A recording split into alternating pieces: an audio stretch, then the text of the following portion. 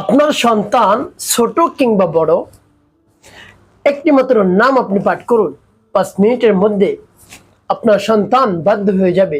যত বড় অবাধ্য আপনার সন্তান হোক না কেন, কোনোভাবেই কথা শুনছে না, কথা শুনতে পারছেন না, কোনোভাবেই আপনি চাপ প্রয়োগও করতে পারছেন না আপনার সন্তানের উপর। দেখা যায় আপনার একটি মাত্র সন্তান চাপ প্রয়োগ করলে আপনার বাড়ি থেকে চলে যাবে বেরিয়ে, আরো বেশি দিশাহারা হয়ে আপনি পড়বেন যে সন্তান কোথায় গেল, কোথায় আমি খুঁজবো।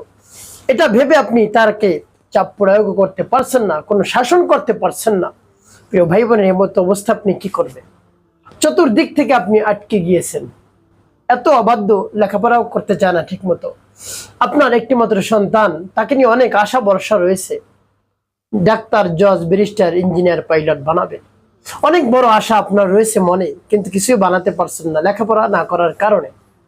তো এমতো অবস্থায় আপনি অনেক অর্থ সম্পদও খরচ করেছেন, কিন্তু কোনো কাজে আসেনি। তো প্রিয় ভাই বোনেরা, আপনি অনেক চেষ্টা সাধনাই করেছেন, একবার আল্লাহ রাব্বুল আলামিনের শরণাপন্ন হন, তার নামের জিকির করুন, একটি নাম আপনি পাঠ করুন, দেখবেন সন্তান বাধ্য হয়ে যাবে। আপনি অভিভাবক, আপনি পিতা, আপনি মাতা, আপনার মন নিগড়ানো দোয়া, তারপরে দরদ মাখা কণ্ঠে যদি আল্লাহ রাব্বুল আলামিনের নাম পাঠ করে বলতে পারেন, তাহলে সাথে সাথে আপনার সন্তান বাধ্য হয়ে যাবে, মন নরম হয়ে যাবে, গলে যাবে, যা বলবেন তাই করবে। আপনি যদি বলেন স্কুলে যাও, স্কুলে যাবে। আপনি যদি বলেন মাদ্রাসায় যাও, মাদ্রাসায় যাবে। আপনি যদি বলেন কলেজে যাও, কলেজে যাবে। এক কথায় সব কথা সে শুনবে। প্রিয় ভাই বোনেরা, তাই একবার আমলটি করে দেখুন। পিতামাতার দোয়া সন্তানের জন্য একেবারে কার্যকারী, সাথে সাথে রব্বুল আলামিন কবুল করে নেন। প্রিয় ভাই বোনেরা, তাই আপনি একটু সময় ব্যয় করে আমলটি করুন। এখন বলতে পারেন যে আমলটি আমি করতে পারবো, অবশ্যই একেবারে সহজ আমলটি আপনি করতে পারবেন অতি দ্রুত সময়। তো আমলটি কখন কিভাবে করবেন, কোন নিয়মে করবেন, আমলটি করে কিভাবে আপনি উপকৃত হবেন আমি বলে দিচ্ছি।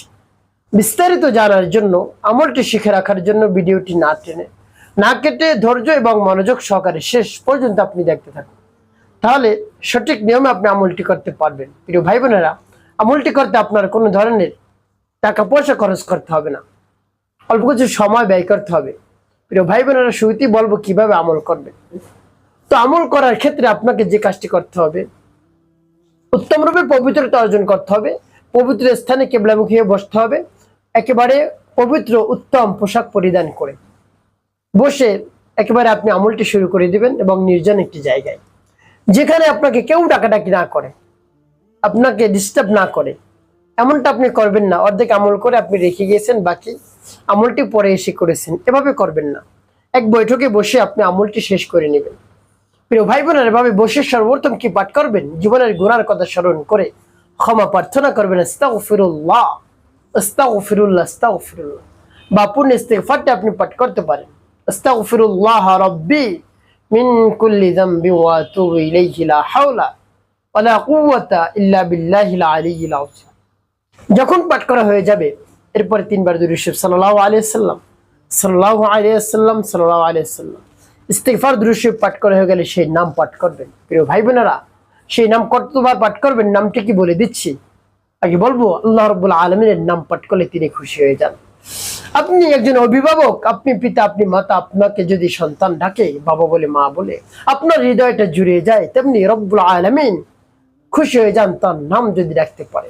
তার নামের জিকির করলে আল্লাহ রাব্বুল আলামিন খুশি হয়ে যান, তার নামের তাসবিহ আদায় করলে, তাকে স্মরণ করলে খুশি হয়ে যান। যা চাইবেন তাই আল্লাহ রাব্বুল আলামিন দান করবেন।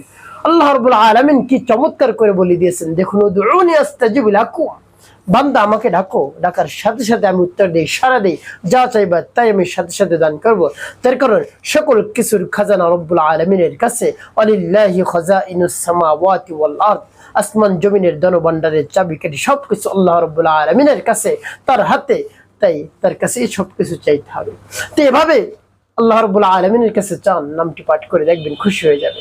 যখন ইস্তিগফার দুরূদ শরীফ পাঠ করে হয়ে যাবে, নামটি পাঠ করবেন। এর পূর্বে রব্বুল কারীমের কাছে আপনার সমস্যার কথা খুলে বলবেন, বিশ্বাস নিয়ে, আস্থা নিয়ে, একেবারে হৃদয় নিগ্রানো দোয়াটি আপনি করবেন সন্তানের জন্য, দেখবেন কাজ হয়ে যাবে। এভাবে বলে তারপরে নামটি পাঠ করবেন। আমি নামটি বলে দিচ্ছি, তারপরে বলবো কি কি করবেন। আশ-শাহীদু ইয়া আল্লাহ,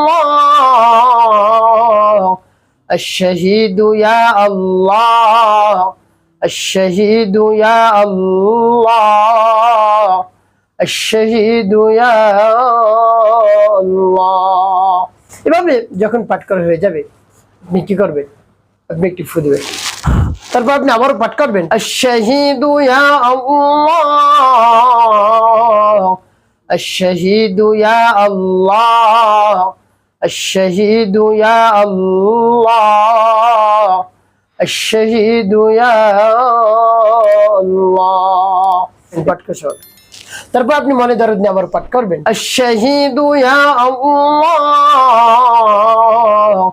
الشهيد يا الله الشهيد يا الله الشهيد يا الله পাঠ করে সবার প্রিয় ভাই বা কতবার গুনে গুনে 300 বার পাঠ করবেন বলতে পারেন হুজুর অনেক সময় লাগবে বেশ সময় লাগবে আপনি 15 মিনিট সময় হাতে নিন তারপরে একটা তাসবিহ 100 দানা পাঠ করুন আশ-শাহীদু ইয়া আল্লাহ আশ-শাহীদু ইয়া আল্লাহ আশ-শাহীদু ইয়া আল্লাহ আশ-শাহীদু ইয়া আল্লাহ এভাবে আপনি পাঠ করতে থাকুন প্রিয় ভাই বোন যখন পাঠ করা হয়ে যাবে এরপর পাঠ করবেন আল্লাহুম্মা ফাক্কিহু ফিদ-দীন ওয়া'আল্লিমহু আত-তা'ওয়ীল আল্লাহুম্মা ফাক্কিহু ফিদ-দীন ওয়া'আল্লিমহু আত-তা'ওয়ীল আল্লাহুম্মা ফাক্কিহু ফিদ-দীন ওয়া'আল্লিমহু আত-তা'ওয়ীল তিনবার পাঠ করবেন একটি ফু দিয়ে সর্বশেষ নবীজি সাল্লাল্লাহু আলাইহি সাল্লামের মুহাব্বত নিয়ে ভালোবাসা নিয়ে 5 বার দুরূদ ইব্রাহিম পাঠ করবেন আল্লাহুম্মা সাল্লি আলা মুহাম্মাদ ওয়া আলা আলি মুহাম্মাদ কামা সাল্লাইতা আলা ইব্রাহিম ওয়া আলা আলি ইব্রাহিম ইন্নাকা হামিদুম মাজিদ আল্লাহুম্মা বারিক আলা মুহাম্মাদ ওয়া আলা আলি মুহাম্মাদ কামা বারাকতা على إبراهيم وعلى آل إبراهيم إنك حميد مجيد اللهم صل على محمد وعلى آل محمد كما صليت على إبراهيم وعلى آل إبراهيم إنك حميد مجيد اللهم بارك على محمد وعلى آل محمد كما باركت على إبراهيم وعلى آل إبراهيم إنك حميد مجيد اللهم صل على محمد وعلى آل محمد كما صليت على إبراهيم وعلى آل إبراهيم إنك حميد مجيد اللهم بارك على محمد وعلى آل محمد كما باركت على إبراهيم وعلى آل إبراهيم إنك حميد مجيد তো প্রিয় ভাই বোন যখন পাঠ করে হয়ে যাবে একটু ফুদের প্রিয় ভাই আপনার আমলটি শেষ স্থানে বসে রব্বে কারীমের কাছে দুই ফোঁটা চোখের পানি ফেলে আকুতি মিনতি করে বিনয়ের সাথে বলবেন সাথে সাথে কাজ হয়ে যাবে ইনশাআল্লাহ একটি কাজ আপনাকে করতে হবে 5 ওয়াক্ত নামাজ আদায় করতে হবে মানুষের কল্যাণে খিদমতে কাজ করবেন অবশ্যই আপনার জীবন সুখময় হবে শান্তিপূর্ণ হবে ইনশাআল্লাহ।